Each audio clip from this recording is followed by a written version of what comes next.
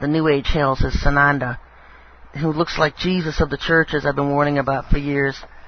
He's the commander of this UFO ship called the Capricorn. And their main base is the Mormon Temple out at Salt Lake City. And so we did a lot of work out there, too. Just to let them know I'd been in an area.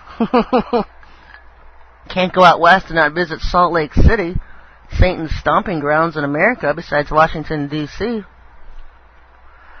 And so, yeah, we've made our presence known, that the Lord's warriors are here on earth and we're fighting back against these scumbags that want to destroy our country and destroy our world. You know, ultimately the Most High will win the war, but there's many battles that we have to win as His people. Another thing I want to talk about, the North American Union. This is usually when they start choking me, so I can't even speak. It's usually within the first 10 minutes of the show. It feels like my esophagus just completely closes.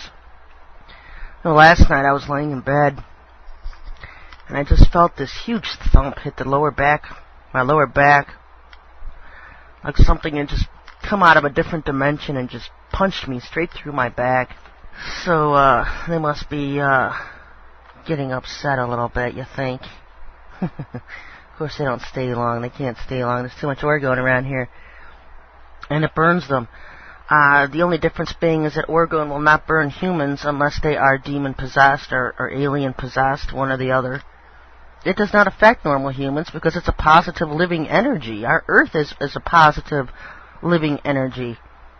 What they have been doing all these years with the chemtrails is trying to suppress these living energy vortexes that are all over the Earth and turn them into dead orgone energy, and that's what these chemtrails do. The chemtrails suppress the living force and put dead orgone energy in the air.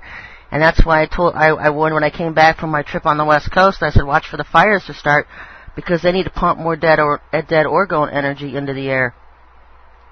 And so it's a constant war, folks, and it's not just the chemtrails and the dead orgone energy. We can also defeat them by getting at their water sources and their air sources with this orgone. And a lot of this taking place behind the scenes, and someone asked me today, will we ever see this war visibly, or is it always going to be behind the scenes?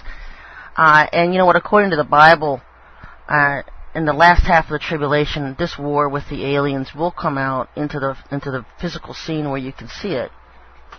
Because the Bible talks about it in the trumpet judgments, also in the bowl judgments, I believe it is. It's Joel chapter 2 and Revelation chapter 9, and I also believe there's a blurb of it in Revelation 16.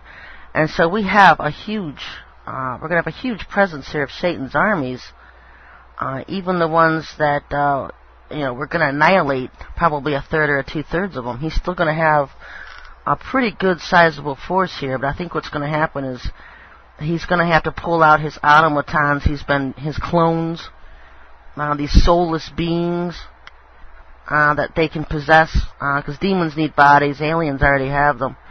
And so demons will be able to possess these clones, and he's been making millions of them. We have, from my NASA source several years ago, told me we have 22 space stations in space, and they're so classified that humans are only allowed on 3 of them. And of course the public only knows about one of them, the Russian-American space station. And supposedly what's been going on in these other 20 space stations, or 19 space stations that's so secret no one's even allowed near them, is the fact that they've been crossbreeding. They do a lot of their crossbreeding experiments there between animals and humans, and you've heard about that. My article on Dulce Base is called Nightmare Hall, where there's people and animals, these hybrid creations in cages.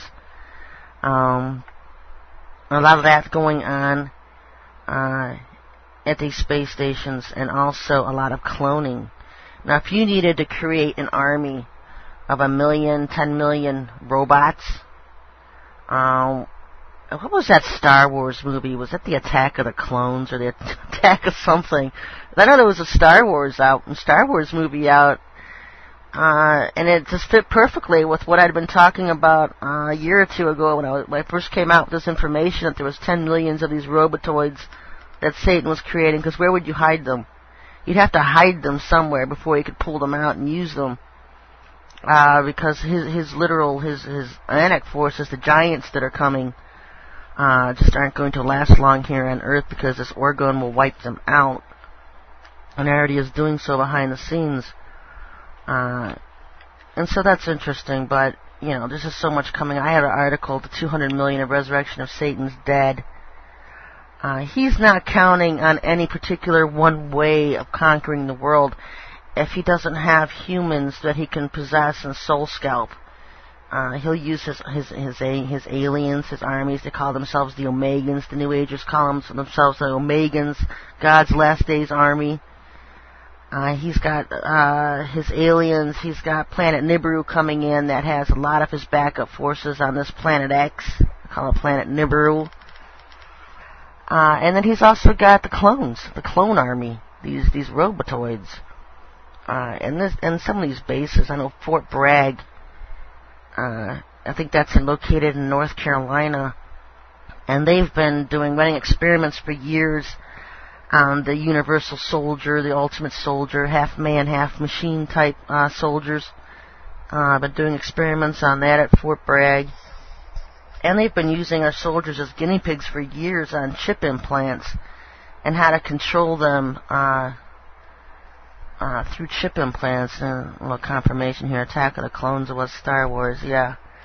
And a lot of the Star Wars stuff is just more to reality than people can imagine.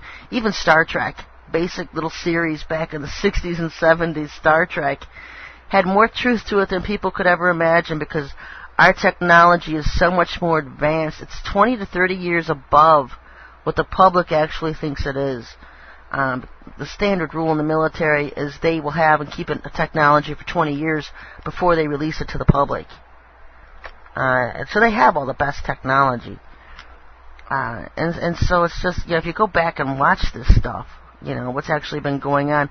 And I'd heard that William Shatner had a UFO abduction experience before he even became the commander of the Starfleet. And so just a lot more truth to reality. What they'll do is throw some fiction in for entertainment purposes. They'll make it Hollywoodized so people will think it's fiction. And that's how they'll reveal some of the truths of what they're doing. They do reveal stuff. And that's why when I sit and watch a movie, I'll be sitting looking at it. What is it they're trying to reveal? Take off the entertaining value and the imagination stuff, and dig at what it is they're trying to reveal. Usually it's a one-liner here or there, or the concept of the movie was truth, but then they fictionalize the events surrounding it, and they mask it so people don't really know. But there's always a little bit of truth in what Hollywood puts out. So I'm gonna, watch everything with two eyes, watching one for entertainment and one looking for what it is they're revealing. I know the X-Files, when that series came out, that was the producers, the writers of that were Masons. And they ended that pretty much with Prince William, kind of a connotation of him being the Antichrist.